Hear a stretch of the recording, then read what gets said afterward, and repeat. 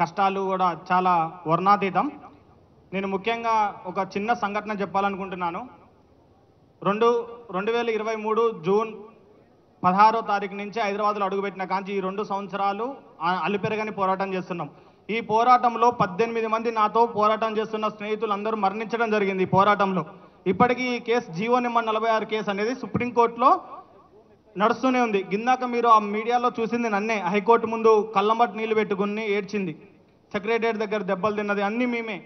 కానీ ఒక చిన్న సంఘటన చెప్తాం మీ అందరికీ. సుప్రీంకోర్టులో కేసు నడుస్తుంది, మేమందరం ట్రైన్ ఎక్కడానికి పోతున్నాం, ఈ సికింద్రాబాద్ ట్రైన్ ఎక్కడానికి పోతున్నాం. వాళ్ళ ఫ్యామిలీస్ కేసు వేసిన వాళ్ళ ఫ్యామిలీస్ ఎప్పుడు కూడా కేసు ఎప్పుడైందని కాల్ ఎప్పుడు అడుగుతుంటారు అన్నమాట. ఎర్లీ మార్నింగ్ ట్రైన్ ఉంది, ఢిల్లీ పోవాలి, కేసు ఉందని పోతుంటే కేసులో ఉన్న ఒక మిత్రుడు వాళ్ళ నాన్న చిన్న ఏమైందని కేసు అడిగితే అంకుల్ ఢిల్లీ పోతున్నామని చెప్తే నా కొడుకు చచ్చిపోయిండు చిన్న, దినానికి రాండి అని ఫోన్ చేసిండు. సుప్రీంకోర్టులో కేసు నడుస్తుంది, కన్న తండ్రి కొడుకు దినానికి రమ్మని చెప్పిండు.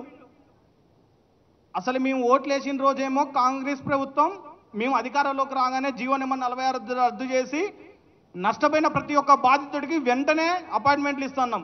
కానీ హైదరాబాద్లో ఒక్క సీట్ రాకుండా కాంగ్రెస్ పార్టీ మొత్తం ఎల్బీ నగర్లో మమ్మల్ని అందరూ నిరూపించి ఎల్బీ నగర్లో నియామక పత్రాలు ఇచ్చింది. ఆ రోజు మమ్మల్ని అందరినీ టాస్క్ ఫోర్స్తోనే ఎత్తుకొని వచ్చిపోయారు అనమాట. ఇలాంటి సంఘటనలు చాలా ఉన్నాయి. అసలు ఎందుకు ఓటేసామా అనే ఇప్పుడు నేను ఫోన్ చేసి అడిగిన అనుకో, ఎందుకు ఓటేశారు మీరే కదా ఎన్నుకున్న ప్రభుత్వాన్ని మాట్లాడుతున్నారు. దీనికి ఏ సమాధానం చెప్పాలో అర్థం కాని పరిస్థితులు ఉంది. ఇక్కడ నా మిత్రులందరూ కూడా ఈరోజు ఇక్కడ నిలబడ్డారు, మెరిట్ మార్కులు స్టూడెంట్స్. వీళ్ళు ఏ పాపం చేసిరని ఈరోజు ఇక్కడికి రావాల్సి వచ్చింది.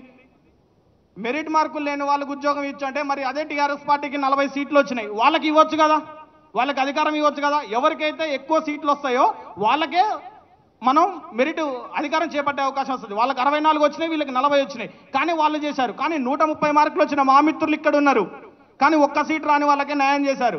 ముఖ్యంగా బోర్డు చైర్మన్ ఎవడూ తొలగించలేకపోతున్నాడు. వాడు ఒక ఆంధ్ర వ్యక్తి, వాడిని ఎవడు కూడా తొలగించలేకపోతున్నారు. ఏం చేయాలో ఏం చేయాలని నిస్సాయ స్థితిలో ఉన్నారు. ఈరోజు మాతోటి ఉద్యమాలు చేపించి, మాతోటి ధర్నాలు చేపించి, మమ్మల్ని కేసుల పాలైన ప్రతి ఒక్కరు కూడా ఈరోజు అధికారం అనుభవిస్తున్నారు.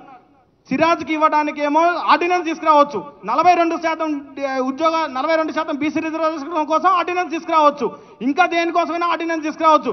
కానీ ఏ ప్రాంతం అయితే ఖమ్మం, నల్లగొండ, వరంగల్, మహబూబ్ నగర్ జిల్లాలలోనే, ఈ 4 జిల్లాలలోనే కాంగ్రెస్ పార్టీ అధికారంలో రావడానికి సీట్లు దోహదపడ్డాయి. కానీ ఈ 4 జిల్లాల విద్యార్థులకు కానీ న్యాయం చేయడానికి ఏ ఒక్కడికి కూడా అధికారం లేదు. నేను రీసెంట్గా ఇక్కడ చెప్పకూడదు అనుకుంటున్నా, ఒక ఎమ్మెల్యే కాడికి పోయి నేను అడిగిన, కాంగ్రెస్ పార్టీ ఎమ్మెల్యే కాడికి నేను ఒక రోజు కలవడానికి వెళ్ళిన రోజు సార్ ఇదంటే అసలు పైనోడే దొంగ అయినప్పుడు నేనేం చేయగలుగుతా అన్నాడు. పైనోడే దొంగ అయినప్పుడు నేనేం చేయగలుగుతా అన్నాడు. నేను వెళ్ళినా, నువ్వు నాకు ఓటేసిన, నేను పోయి రిప్రజెంటేషన్ ఇచ్చిన, నేనేం చేయగలుగుతాను మాట్లాడిండు.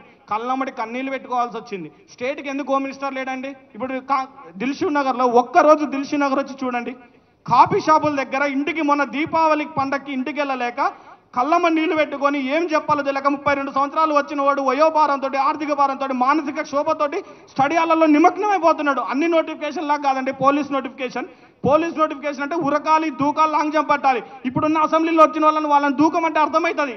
కానిస్టేబుల్ అభ్యర్థుల బాధ 20,000 కనీసం గత గవర్నమెంట్లో తప్పు జరిగిందో నష్టం జరిగిందో ప్రతి 2 సంవత్సరాలు కొట్టి పోలీస్ నోటిఫికేషన్ వచ్చింది. కానీ ఈ గవర్నమెంట్ వచ్చిన కానీ ఎందుకు రావట్లేదనే చెప్పాలి సమాధానం. 32 సంవత్సరాలు వచ్చినాడు దూకం అన్నప్పుడు వాడిని కూడా వచ్చి దూకం అనాలి. అప్పుడు పెట్టిన నన్ను కూడా వచ్చి నువ్వు లాంగ్ జంప్ దూకురా అని చెప్పాలి. మేము సీఎం దగ్గర హోమ్ మినిస్టర్ ఉంది, మాలాంటి వాళ్ళని గెలవనిస్తారా? మేము ఎవరి దగ్గరికి వెళ్ళి మా బాధలు చెప్పుకోవాలండి? మీరు కూడా సార్, మీరు కూడా అసెంబ్లీలో రైట్ చేయాలి. అసలు హోమ్ మినిస్టర్, డిఎస్సి వాళ్ళు కూడా, అది విద్యాశాఖ మంత్రి కూడా ఉంటే నిరుద్యోగ సమస్యలు చెప్పుకోవడానికి వెళ్తుంది. ఎవరు కూడా సమస్యలు చెప్పుకోవడానికి పరిస్థితి లేనప్పుడు ఏం చేయాలి? ఒక్కసారి ఆలోచించండి. ఒక్కసారి సార్, ప్రతిసారి అశోక్ నగర్ కాదు సార్, ఒక్కసారి దిల్షుక్ నగర్ వచ్చి చూడండి సార్. సాయంత్రం పూట ఎప్పుడు కాదు సార్, 10 లక్షల మంది అభ్యర్థులు రాసే దిల్షుక్ నగర్ రండి సార్, ఒక్కసారి మీకు అర్థమవుతుంది. దయచేసి మీ అందరికి విజ్ఞప్తి చేస్తున్నాం. అలాగే హరీష్ రావు సార్కి కూడా ఒకటి చెప్తున్నాం, ఈ నిరుద్యోగుల పక్షాన పోరాడుతున్న రాకేష్ రెడ్డి అన్న గారికి మాత్రం కొద్దిగా మీరు ఫ్రీ ఫవర్ ఇవ్వాలి సార్. మీరు మాకు ఎవరికైతే హెల్ప్ చేయాలని చూస్తున్నారో వాళ్ళు కొద్దిగా మీరు చెప్పిన తర్వాత మాకు వాళ్ళకి గ్యాప్ వస్తుంది.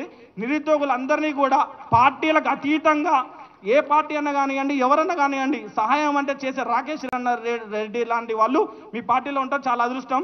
దయచేసి అన్నకి ఫ్రీ హ్యాండ్ ఇవ్వాల్సిందిగా విద్యార్థుల తరఫున నా చిన్న రిక్వెస్ట్. కానిస్టేబుల్ 20,000 పోస్టులు వేయాలి, అలాగే 35 సంవత్సరాలు ఏజ్ ఇవ్వాలి, అలాగే జీవో నెంబర్ 46 తొలగించాలి, అలాగే 20 బోర్డు చైర్మన్ని వెంటనే తొలగించాలని రిక్వెస్ట్ చేస్తూ ఈ అవకాశం ఇచ్చిన నాకు పేరు పేరున కృతజ్ఞతలు. జీవో నెంబర్ 46 అమరవీరులందరికీ జోహార్ జోహార్. జీవో నెంబర్ 46 బాధితులు అమరవీరులందరికీ థ్యాంక్ యూ. కొడంగల్ రవి గారు.